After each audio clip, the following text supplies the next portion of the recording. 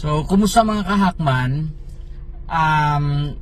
May nabasa akong tanong if magkano daw yung payment or fees when you upgrade from non-professional to professional driver's license. So, yung fees doon is depende kung mag-a-add ka ng code or hindi.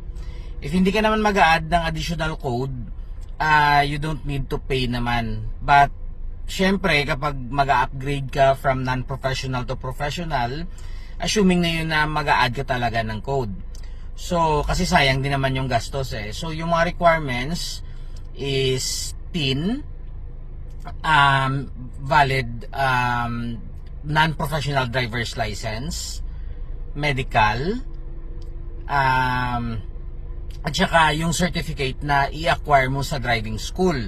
So, depende yun kung magkano yung charge sa certificate because each certificate represent for the training that you will undergo. So, basically, kung wala ka namang i-undergo na training, so doon medyo hindi nga abutin ng 1,000 siguro, no? Pero kapag magkukuha ka ng ng certificate, so depende sa training na na kunin mo.